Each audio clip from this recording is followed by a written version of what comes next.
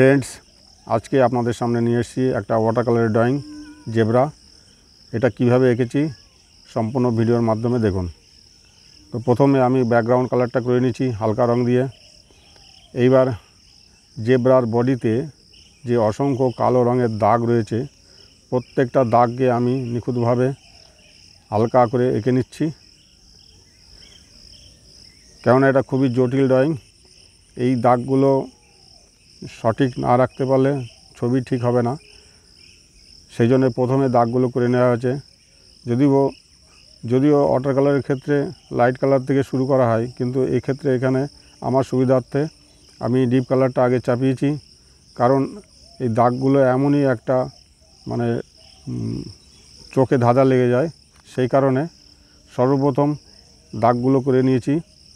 এইবার ফেসটাকে শুরু করছি। দেখুন, ধীরে ধীরে শেড দিয়ে প্রত্যেকটা দাগ একদম সঠিক মাপের নিখুঁতভাবে আনা হচ্ছে।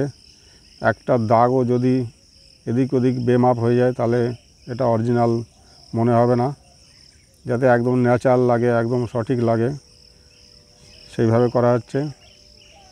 আর একটা দাগের সাথে আরেকটা দাগ যাতে মিশে না যায় সেটা খুব লক্ষ্য রাখতে হয়, কেন ওয়াটার কালারে বারবার কারেকশন দেওয়া যায় না, যেটা অয়েল পেন্টিংয়ে করা যায়। তো বডির নিচের পার্ট, পায়ের দিকে যেখানে ডেপথ আছে সেই ডেপগুলো চাপানো হচ্ছে।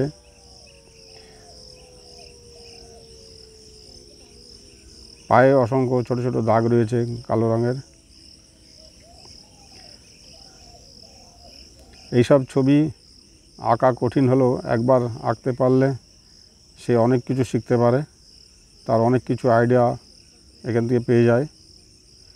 তার যে ভীতি, ছবি আঁকার যে ভয়টা, সেটাও দূর হয়ে যায়। আর এই ধরনের ছবি আঁকার পরে খুব সুন্দর লাগে। এই ছবিটা আমি একটা মোবাইল থেকে দেখে দেখে আঁকছি, কেননা এখন সোশ্যাল মিডিয়া প্ল্যাটফর্মে সব কিছুই পাওয়া যায়। তো একটা ছবি আমি মোবাইলে রেখেছিলাম, সেটার থেকে দেখে আঁকা হচ্ছে এই জেব্রাটা। আমি সবসময় বলবো, যখন ড্রয়িং করবেন পেন্সিল ড্রয়িংটা অবশ্যই সঠিক যেন হয়, তাহলে ছবি আঁকতে খুবই সুবিধা হবে, একবারে ছবি কমপ্লিট করা যায়। আমি যতগুলো ছবি এঁকে দেখাচ্ছি প্রত্যেকটা ছবি দেখতে পারবেন আমি কখনো রিপিট করিনি কোনো জিনিস, একবারেই কমপ্লিট করে দিয়েছি। এখন কানের পার্টগুলো, কানের যেখানে যেখানে ডেপথ আছে, মাথার দিকে ছোট্ট তুলি দিয়ে করা হচ্ছে, এটা 2 নম্বর তুলি। আর এখানে জেব্রার গায়ে যে কালো দাগ দেখছেন, এখানে কিন্তু ব্ল্যাক কালার আমি ইউজ করিনি।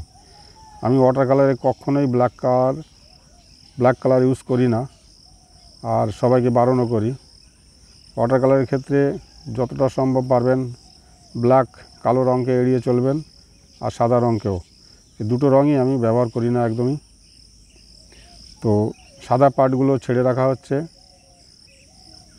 এটা কাগজ ছেড়ে রাখছি যেখানে যেখানে সাদা আছে বডিতে, হাইলাইটগুলো। কখনোই আমি সাদা রং ব্যবহার করি না। এইবার দাগগুলো আবার পরীক্ষা করে দেখা হচ্ছে সঠিক আছে কিনা প্রত্যেকটা দাগ।